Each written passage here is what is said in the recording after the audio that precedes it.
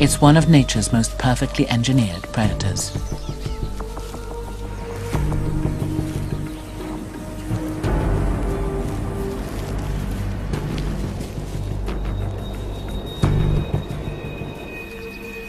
Adult male cougars can measure 2.5 meters and weigh up to 80 kilograms. And the vast majority of the big cat's body is muscle. With its light but strong skeleton, flexible backbone and long muscular rear legs, the cougar is one of the fastest land animals in the United States. When it's ready to feed, the nimble cat can reach speeds of 100 kilometers per hour, maintaining traction with its pivoting front legs and rudder-like tail. But it can also conquer the most rugged terrain with staggering leaps and bounds.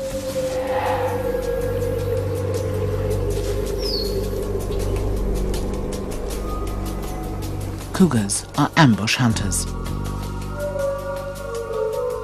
They patiently stalk their prey and then attack.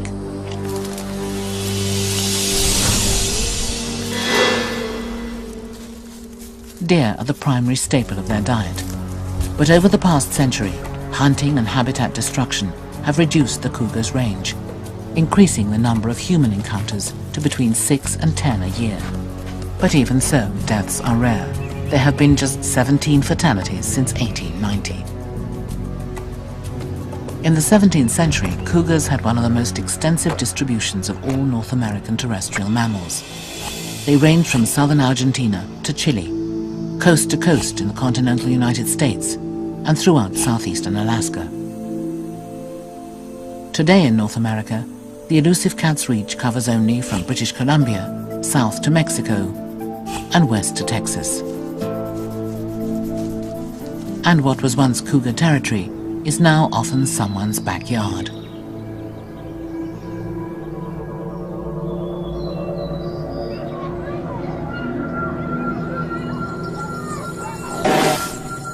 But another, much smaller predator also lives in the forest, lying perfectly still and waiting.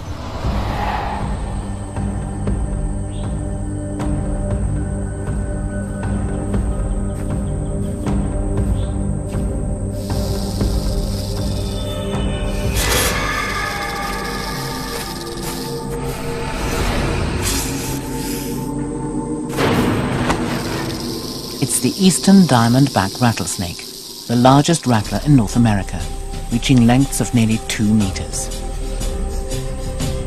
The rattlers themselves are enormous, but they also deliver an enormous amount of venom, more than any other snake on the continent. So rodents, their usual prey, don't stand a chance.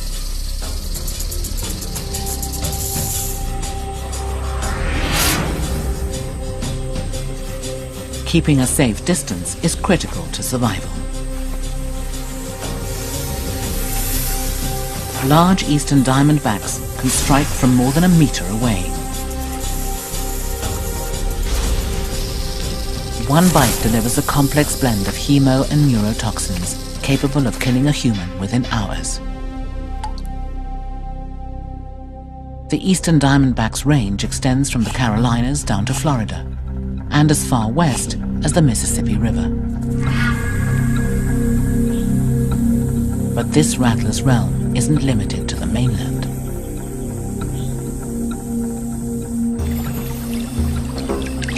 The eastern diamondback is also a skilled swimmer and can reach islands more than 150 kilometers off the coast, making this giant rattler a mobile predator.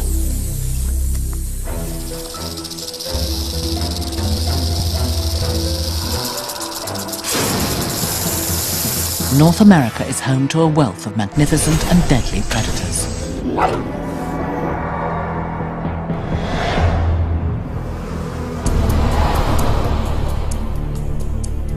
But one species looms above all others.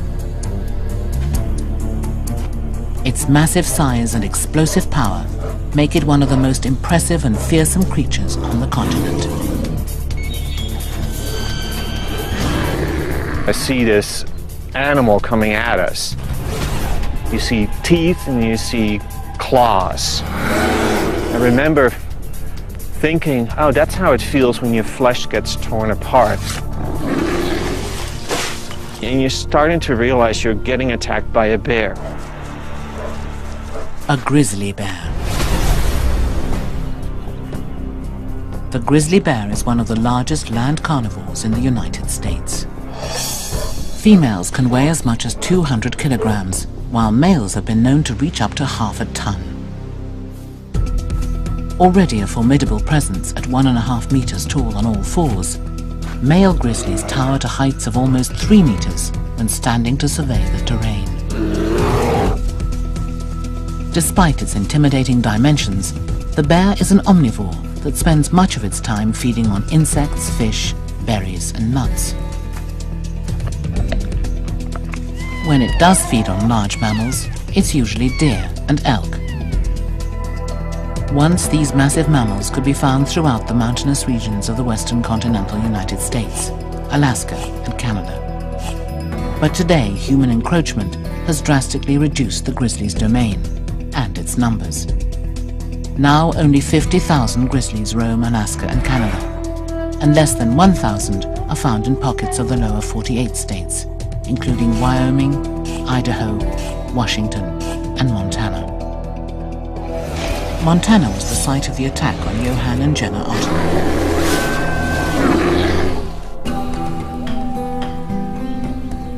In August 2005, 44-year-old Johann Otter and his 18-year-old daughter Jenna were on an early morning hike in Montana's Glacier National Park.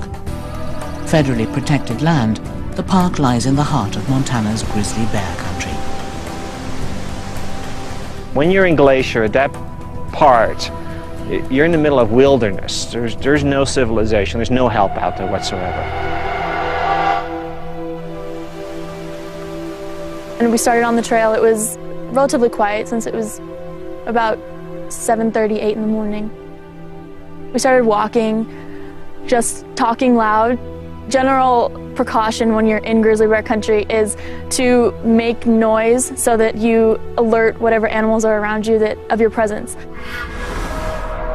And it was about 2 hours into our hike when we came around a blind corner, and coming the opposite direction was a mother grizzly bear and 2 cubs.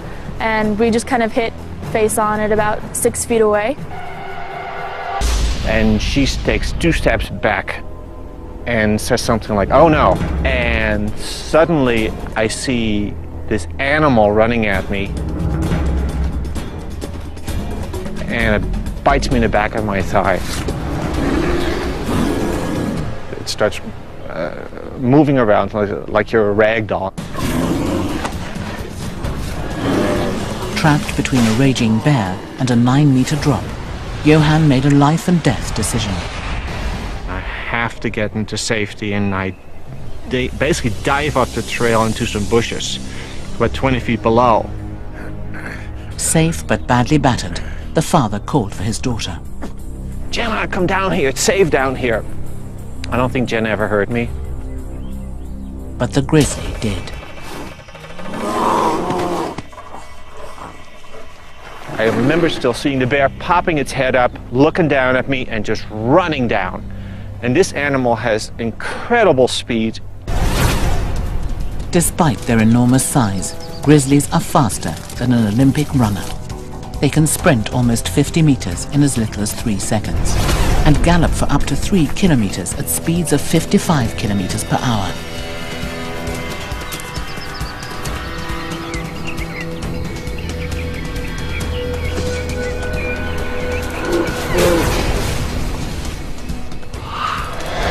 Within seconds, the bear was back on top of Johann. The bear's on top of my backpack, pulling me back and forth, and it was digging on top of my skull as if, a dog digging for a bone. With paws 30 centimeters wide and 10-centimeter claws, humans are no match for a grizzly attack. I felt the paws on my neck at one point, and a lot of pressure right here. And that basically cracked some of the vertebrae right there. I could feel that was going. I knew that the bottom of my neck had been broken. because the force of the bear on top of it, I kind of felt something crack. Johan believed that his only chance of survival was to fight back. I grabbed it by the throat, and I remember looking it straight in the eyes, and it looked straight back at me, 2 amber brown eyes. I'll never forget that sight. Then it bit me in the skull, and then I could feel a tooth going into the back of my neck. And that's when I thought, that's just not good. I'm going to die. If I'm gonna keep playing dead, I'm actually going to be dead. Having already intentionally plunged 6 meters down the sheer cliff, Johan decided he must fall again, and jumped an additional 9 meters. The mother grizzly then turned her attention towards the other intruder, Jenna. I waited in the bush. I don't know how long I waited. My instinct was to lie there in the bush and cover myself up. I put myself in the fetal position and thought I was being quiet. If the bear didn't see Jenna, she might have smelled her. A grizzly's nose is 100 times more sensitive than that of a human. It's capable of detecting roots growing underground and catching the scent of food several kilometers away. And I remember distinctly hearing sort of the under-breath sort of growls. From there, it just reached down, like bit me around the head, tore me to the side. At that point, my mouth was torn completely open. It bit me on the shoulder and tore me the other way.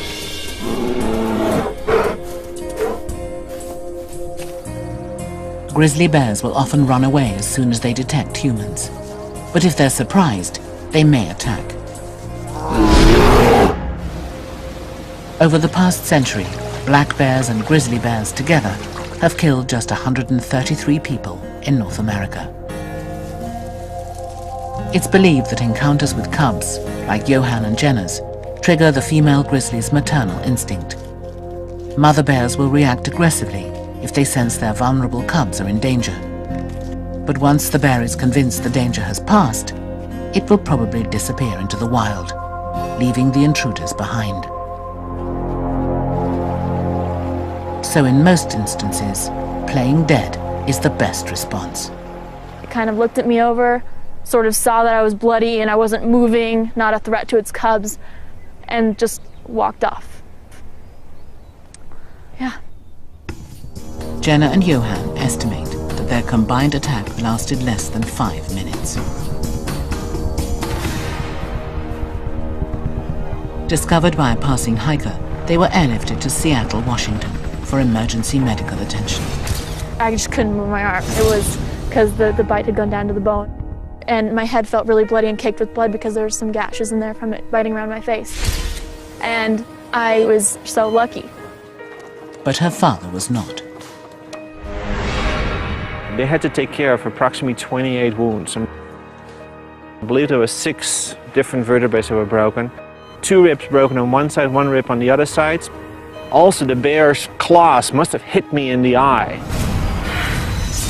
Also, the clawing of the bear on my head, it took off 60 to 80% of my scalp.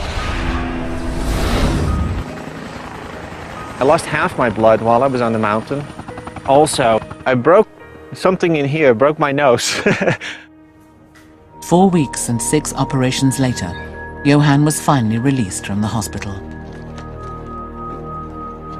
And with Johan and Jenna's scars comes a newfound respect for one of North America's deadliest species.